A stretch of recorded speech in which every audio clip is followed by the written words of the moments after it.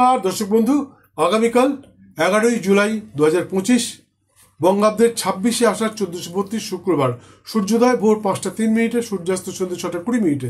তিথি কৃষ্ণা প্রতিপদ, থাকবে রাত্রির 2:15 পর্যন্ত। তারপর শুরু হবে কৃষ্ণা দ্বিতীয়া।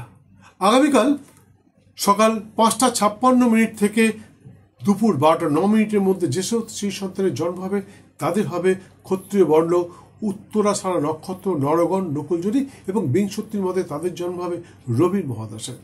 সে সঙ্গে এদের নামের অদ্যাক্ষর যদি ধ, ফ, ভ অথবা ঢ দিয়ে রাখেন তাহলে শিশু সন্তানটি ভবিষ্যতে সৌভাগ্যবান তথা বংশের নাম উজ্জ্বলকারী হতে পারে। কিন্তু আগামীকাল দুপুর 12:09 পর যেসব শ্রী সন্তানের জন্ম হবে তাদের হবে মকর রাশি, বৈশ্যবর্ণ, উত্তরাষাঢ়া নক্ষত্র, নরগণ, নকুলজরি এবং বিংশতির মধ্যে তাদেরও জন্ম হবে রবির মহাদশায়। এদের নামের অদ্যাক্ষর গ অথবা বর্গের যদি নাম রাখতে পারেন তাহলে শিশুটি ভবিষ্যতে সৌভাগ্যবান তথা বংশের নাম উজ্জ্বলকারী হতে পারে।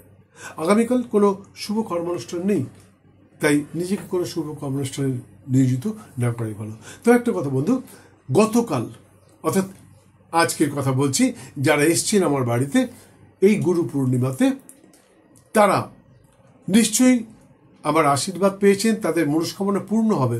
আর যারা আসতে পারেননি তাদের সকলের জন্য আমার দুহাত ভরা আশীর্বাদ রইল। আপনারা ভালো থাকুন, সুস্থ থাকুন, আর আগামী বছর এই গুরু পূর্ণিমার দিন অবশ্যই আমার বাড়িতে আসবেন। সকলকে সাদর আমন্ত্রণ জানিয়ে রাখলাম অ্যাডভান্স। সুস্থ থাকুন, ভালো থাকুন, সর্বক্ষেত্রে সফল হন। জয় মা।